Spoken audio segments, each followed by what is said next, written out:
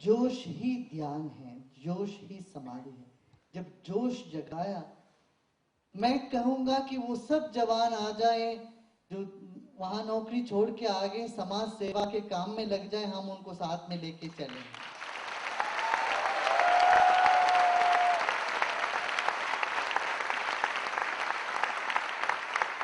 मैं फ्रांसवा को बधाई देता हूं। नम्रता और फ्रांसवा जो श्री अरबिंदो और मदर के जो फिलॉसफी से इंस्पायर्ड होके और देश के लिए इतना अच्छा काम कर रहे हैं जगह जगह। देखिए, बहुत किताब आप पढ़ सकते हैं, मगर एक बार देखना 10 बार पढ़ने के बराबर हो जाता है। एक बार देख लेते हैं, वो चित्त में वो उसका छाप पड़ जाता है। इसलिए ऐसी एग्जीबिशन परमानेंट होनी चाहिए। जैसे छत्रपति शिवाजी का एग्जीबिशन महाराष्ट्र में तो होना ही चाहिए, मगर देश भर भी ऐसा एग्जीबिशन होना चाहिए जहां पर वीरता को, शूरता को, त्याग और एक कमिटमेंट, निष्ठा को बढ़ाने वाली बात हो। और सबसे ज्यादा कमी हमें लग रही है हर क्षेत्र में, निष्ठा की कमी, त्याग की कमी। त्याग भावना बढ़ाने के लिए ऐसे व्यक्तित्वों का चित्रण, उनके बारे में चलनचित्र, मूवीज, ये सब दिखाना जरूरी है।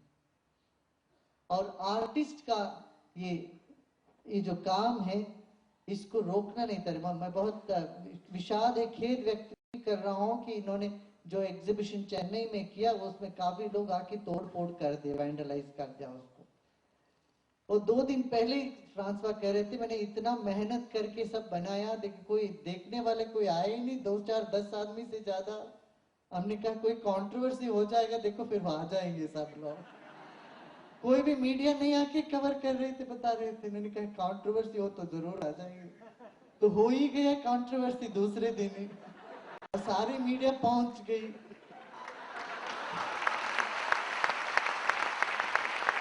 और अब पुलिस ने, जिन्होंने इनकी सारी पेंटिंग एग्जीबिशन सब तोड़ फाड़ कर दी, उन्होंने अब माफी मांग के कह रहे हैं, मीडिया ने बहुत अच्छा काम किया कि प्रोजेक्ट क्या, कैसे पुलिस ने वैंडलाइज कर दे। दूसरे आदमी वैंडलाइज करते तो दूसरी बात है,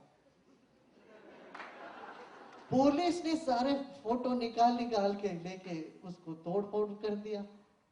तो मीडिया का ये कंस्ट्रक्टिव रोल वहां रहा कि उन्होंने वो बात रही, तो अब पुलिस ने खुद निमंत्रण दिया, आप आके दोबारा यहाँ एग्जीबिशन लगाए। इस देश में हम हमेशा चित्रकारों को सम्मान देते आए हैं और इस परंपरा को हमें कायम रखना है। और जैसे अभी सारे वक्ता ने आपको ये बताया कि शिवाजी की जो एक अलग अलग फैक्ट, उनका जो क्वालिटीज थे समाज सेवा में, लोगों को प्रेरणा देने में और देश की रक्षा में, स्वाभिमान में, धर्म के प्रति श्रद्धा के लिए, इन सब क्वालिटीज को, हम गुणों को हम अपने भीतर जगाएं, बच्चों के भीतर जगाएं। तब ना कोई डिप्रेशन की बीमारी से जूझेगा, ना ही आतंकवाद बढ़ेगी देश में। आतंकवाद, इराक के बाद सबसे ज्यादा आतंकवाद से पीड़ित देश माने भारत देश, ये पढ़ने में बड़ा शॉकिंग लग रहा है हम लोग।